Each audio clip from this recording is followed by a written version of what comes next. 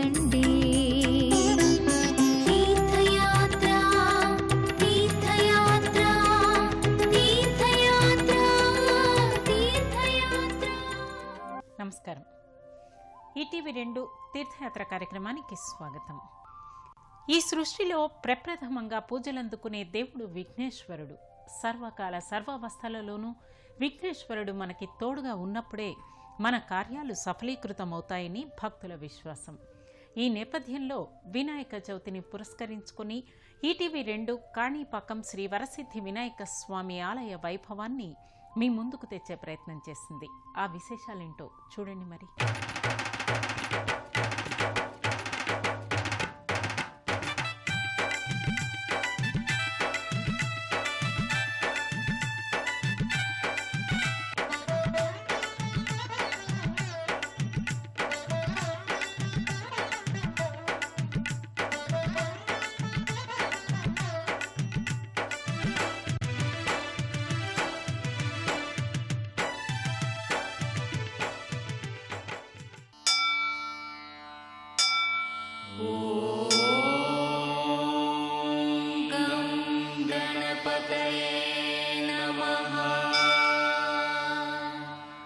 మన రాష్ట్రంలోని చిత్తూరు జిల్లా ప్రసిద్ధ పుణ్యక్షేత్రాలకు నిలయం.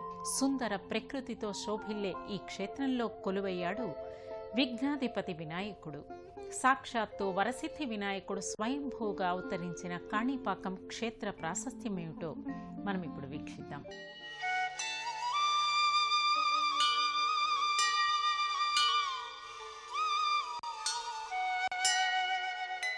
మహాకూప సంసేవ్యమారాధ్య రూపం సదా సుస్మితం సర్వలోకైక పూజ్యం ప్రభుం కాణిపాకేశ్వరం వక్రతుండం కుమారాగ్రజం భజేహం ఏకదంతం. భూతాధినం భూతగణాధిసేవితం కపిత్త జంబూ ఫలాది సారభక్షితం ఉమాసుతం శోక వినాశకారకం నమామి విఘ్నేశ్వర పాద పంకజం. ఓ కాణిపాక గణనాథ, ఓ విహారపురివాస గణనాథ, ఓ స్వామి బాహుదా నదివాస.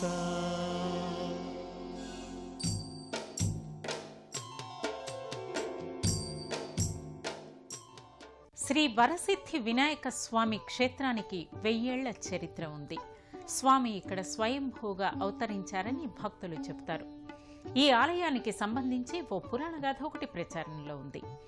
పూర్వం విహారపురి అనే ప్రాంతంలో పుట్టుకతో మూగ చెవిటి గుడ్డివారైన 3 సోదరులు తమ పొలానికి నీటి కోసం బావిని తవ్వుతూ ఉండగా అకస్మాత్తుగా రక్తం చిమ్మిందట. ఆ రక్తం ముగ్గురిపై పడి వారి అంగవైకల్యం పోయిందట. అక్కడే స్వామివారి మూర్తి రూపం కనిపించిందట. అది తెలుసుకున్న విహారపురి గ్రామస్తులు స్వామివారికి లెక్కలేనన్ని కొబ్బరికాయలు సమర్పించుకున్నారట. అలా సమర్పించుకున్న కొబ్బరికాయల నీరు ఎకరాకు పైగా పారిందట. కాణి భూమి నీరు పారింది కాబట్టి దీనికి కాణిపాకం అని పేరు వచ్చింది. కాలక్రమేణా అది కాణిపాకంగా మార్పు చెందింది. ఒకప్పటి విహారపురి క్షేత్రమే నేడు కాణిపాకంగా పిలువబడుతోంది. విఘ్నాలను తొలగించి శుభాలనిచ్చే శుభదాయకుడు గణపతి. సర్వ శుభకార్యాలలోనూ విఘ్నేశ్వరునికే అగ్రపూజ.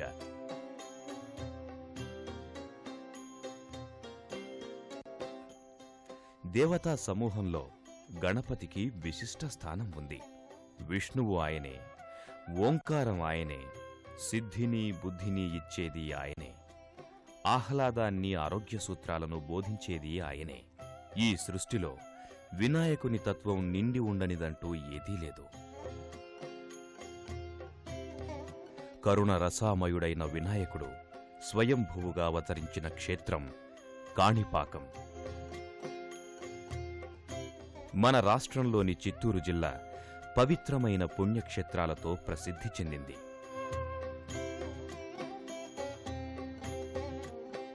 శ్రీ వెంకటేశ్వర స్వామి కొలువై ఉన్న తిరుపతి లాంటి ప్రసిద్ధ క్షేత్రానికి వేదికైన ఈ జిల్లాలోనే ఉంది ప్రసిద్ధ క్షేత్రం కాణిపాకం.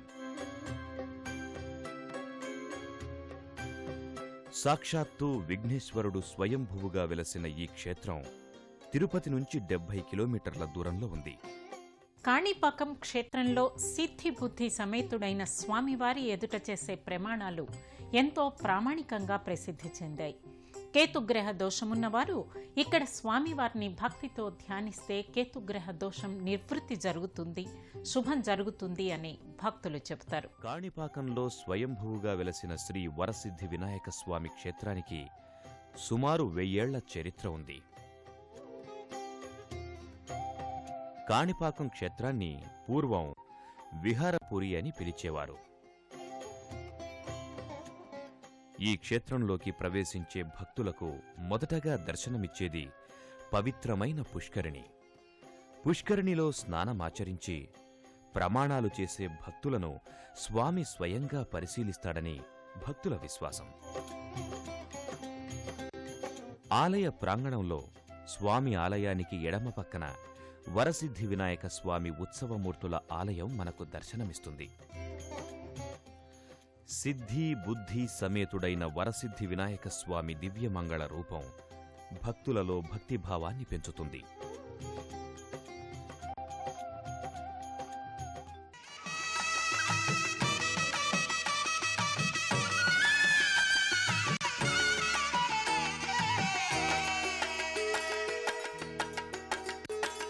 స్వామి నిన్ను పిలిచెను మనసు, శరణు వేడి నిన్ను తలిచెను మనసు.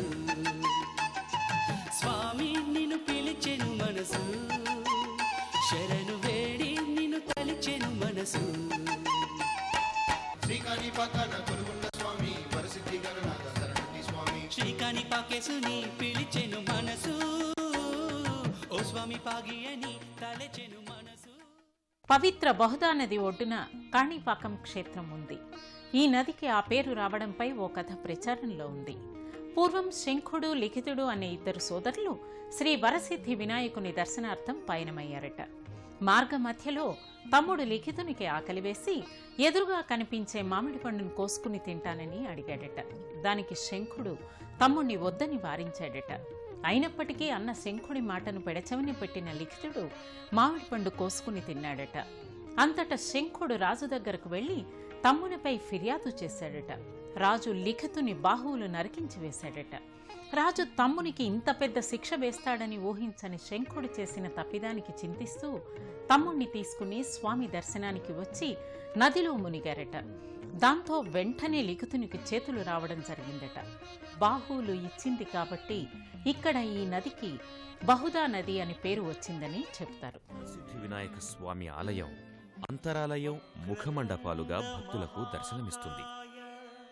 ముఖమండపంలో వరసిద్ధి వినాయక స్వామి, మూషికాలకు చెందిన వెండి మూర్తులు దర్శనమిస్తాయి. సాక్షాత్తు గర్భగుడిలోని స్వామిని పోలి ఉన్న ఈ వెండి విగ్రహం భక్తులను భక్తి పారవస్యంలో ముంచుతుంది.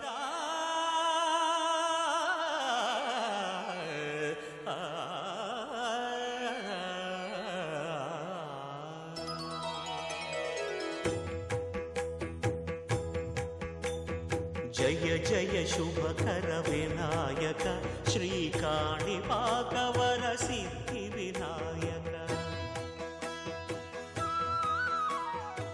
కాణిపాకం ప్రమాణాలకు పవిత్ర క్షేత్రంగా ఎంతో ప్రసిద్ధి చెందింది. ప్రమాణ పురుషుడైన వరసిద్ధి వినాయకుడే న్యాయ నిర్ణేత. ఎటువంటి వివాదమైన స్వామి సన్నిధిలో అవలీలగా పరిష్కారం కావటం వరసిద్ధి వినాయక స్వామి మహిమగా భక్తులు చెబుతారు. తగవులు తీర్చు వినాయక, జగమున నీకన్న కలరే సాక్షి, పవిత్రముగా మనసున నీ సన్నిధి, తగవరులై నిలిచి తప్పిదములు తెలుపరే అంటూ ప్రమాణాలు చేసే భక్తులు వారి తగవులు పరిష్కరింపబడిన అనంతరం లోకాధిపతి విఘ్నేశ్వరుడే దీనికి మూలకారకుడన్న సత్యాన్ని గ్రహిస్తారు. ముఖమండపంలోకి అడుగుపెట్టిన భక్తులు ఓం గణేశాయ నమః, ఓం విఘ్నరాజాయ నమః, ఓం గజానన నమః అంటూ స్వామిని స్మరిస్తూ అలౌకిక ఆనందాన్ని పొందుతూ గర్భగుడిలోకి ప్రవేశిస్తారు. గర్భగుడి ప్రాంగణమంతా అలనాటి శిల్పుల పనితనాన్ని కళ్లకు కట్టినట్టుగా చూపిస్తుంది. ఆలయంలోని స్తంభాలు, ప్రాకారాల మీద వివిధ దేవీదేవతల శిల్పాలు భక్తుల మదిలో మరింత భక్తిభావాన్ని ప్రోది చేస్తాయి. గర్భాలయంలోకి ప్రవేశించిన భక్తులు వరసిద్ధి వినాయక స్వామి దివ్యమంగళ శిలా విగ్రహాన్ని చూసి అలౌకిక ఆనందానికి చేరువవుతూ భక్తి సాగరంలో మునిగి తేలుతారు.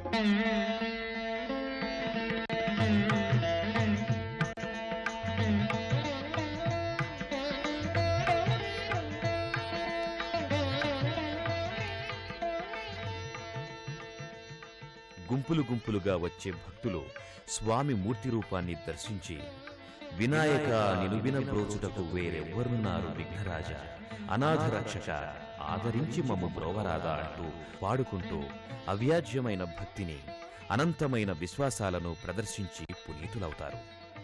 నిత్యము శ్రీ గణేశుని నామస్మరణతో మారుమోగిపోయే గర్భాలయం భక్త సంద్రంలా దర్శనమిస్తుంది.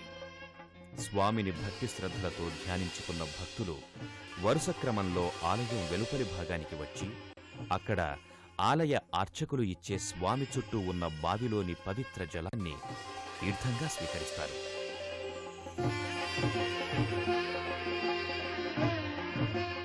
ఇక్కడ కాణి అంటే తమిళ ప్రాచీనంలో, పూర్వకాలంలో ఈ భాగమంతా కూడా తమిళ ప్రాచీనంలో ఉండేది. అందువల్ల కాణి అంటే తమిళంలో 1.5 ఎకరం భూమి అనే అర్థం. ఇక్కడ ఈ యొక్క కాణి, ఈ 1.5 ఎకరం భూమిలో శ్రీ స్వామివారు వెలిసి కొలువై ఉన్నారు కాబట్టి కాణిపాక క్షేత్రంగా ప్రసిద్ధింది. వరసిద్ధి వినాయక స్వామి కొలువై ఉన్న ప్రాంగణంలో ఇతర దేవీదేవతల ఆలయాలు కూడా మనకు దర్శనమిస్తాయి. ఆ విశేషాలేంటో పరిశీలించండి. ఆదిత్యాయ చ సోమాయ మంగళాయ బుధాయ చ గురు శుక్రః శనిభ్యశ్చ రాహవే కేతవే నమః. ఆదిత్యాయ చ సోమాయ మంగళాయ బుధాయ చ గురు శుక్రః శనిభ్యశ్చ రాహవే కేతవే నమః. ఆదిత్యాయ చ సోమాయ మంగళాయ బుధాయ చ. ఇదే ఆలయానికి సమీపంలో మనకు దర్శనమిస్తాయి నాగదేవతల విగ్రహాలు.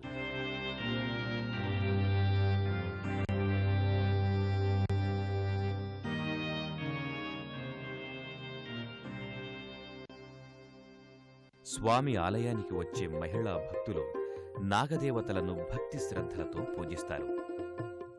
భక్తి, ఆత్మవిశ్వాసాలతో ప్రదక్షిణలు చేస్తూ తమ కోర్కెలు నివేదించుకుంటారు.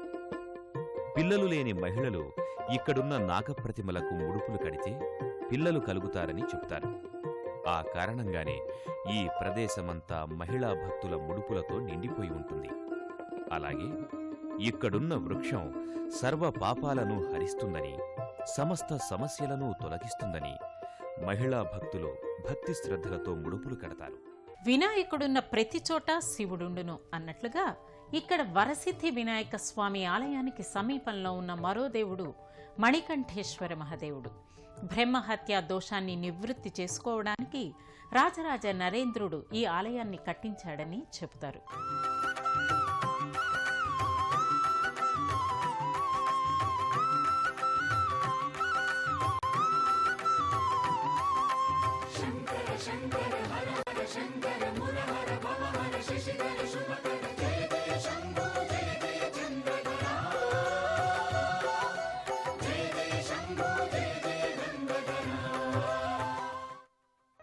శ్రీ వరసిద్ధి వినాయక స్వామిని దర్శించుకున్న భక్తులు ఈ ఆలయానికి వాయవ్య దిశలో ఉన్న మరకతాంబికా సమేతుడైన శ్రీ మణికంఠేశ్వర స్వామి ఆలయ ప్రాంగణంలోకి ప్రవేశిస్తారు. శిథిలమైన అలనాటి ఆలయ గోడలను యథాతథంగా ఉంచి పునరుద్ధరించిన ఈ ఆలయం ప్రశాంతతకు, పవిత్రతకు మారుపేరులా నిలుస్తుంది. ఆలయం గోపురంపై వివిధ దేవీదేవతల విగ్రహాలు భక్తులకు దర్శనమిస్తాయి. ఆలయం వెలుపలి భాగంలో ధ్వజస్తంభానికి ఎదురుగా నందీశ్వరుడు దర్శనమిస్తాడు. భక్తిని ప్రోది చేసే ఈ మూర్తి రూపాలకు ప్రణమిల్లుతూనే భక్తులు ఆలయం లోపలికి ప్రవేశిస్తారు. ఆలయం లోపలి భాగం భక్తులను ఓ విచిత్రానుభూతికి లోను చేస్తుంది. అలనాటి శిల్పుల శిల్ప చాతుర్యం చూపరుల్ని అబ్బురపరుస్తుంది. దక్షిణామూర్తి, చండీశ్వరుడు, సూర్య, చతుర్ముఖ, షణ్ముఖ, దుర్గా విగ్రహాలు ఇక్కడ భక్తులను విశేషంగా ఆకర్షిస్తాయి. ఆలయ సింహద్వారం వద్ద ప్రతిష్ఠించబడ్డ శ్రీ రాజరాజ నరేంద్ర చోళుని శిలా ప్రతిమను బట్టి ఈ ఆలయం 11వ శతాబ్ది కాలం నాటిదిగా చెప్పబడుతోంది. ఈ ఆలయంలో ఎప్పుడూ ఒక సర్పం తిరుగుతూ ఉంటుందని, అది దేవతా సర్పం కాబట్టి ఎవ్వరికీ ఎటువంటి హాని కలిగించదని, గొప్ప మహిమ కలదని, పాము పడగపై మణి కూడా దర్శనమిస్తుందని భక్తులు చెబుతారు.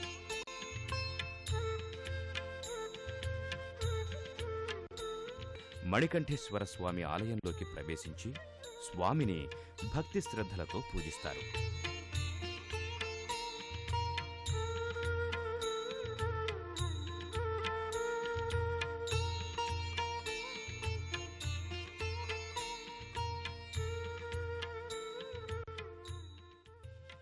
ఆలయంలో ఒక పక్క మరకతాంబికామాత ఆలయం దర్శనమిస్తుంది.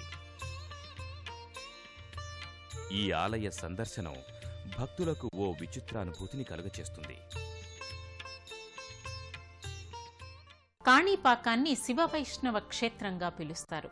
ఇక్కడ స్వామి ఆలయానికి సమీపంలో కొలువై ఉన్న వరదరాజ స్వామి మహిమాన్వితుడని భక్తుల నమ్మిక. ఆ విశేషాలేంటో పరిశీలించండి.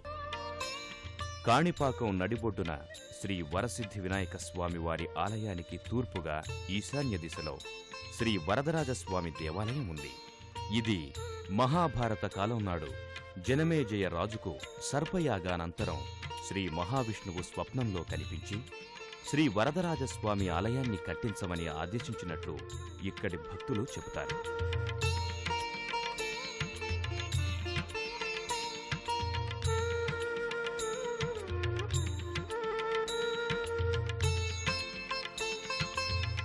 విశాలమైన ఈ ఆలయం పవిత్రతకు, ప్రశాంతతకు మారుపేరులా నిలుస్తుంది.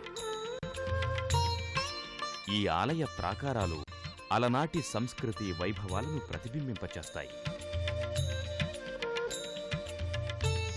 అణువణువు గోవిందనామ స్మరణతో పునీతమయ్యే ఈ ఆలయంలో శ్రీ వరదరాజస్వామి కొలువై భక్తుల కోర్కెలు తీర్చే కొంగు బంగారంగా నిత్యమూ పూజలందుకుంటున్నారు.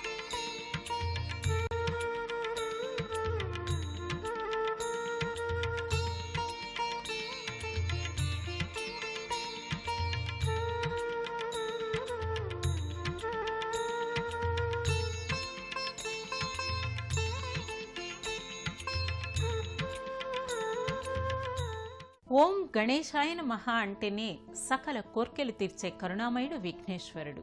ప్రమద గణాధి దేవతలలో మొదటగా పూజలందుకుంటున్న స్వామి అందరికీ ఆయురారోగ్య ఐశ్వర్యాలని ప్రసాదించాలని కోరుకుంటూ సెలవు. మరి నమస్కారం.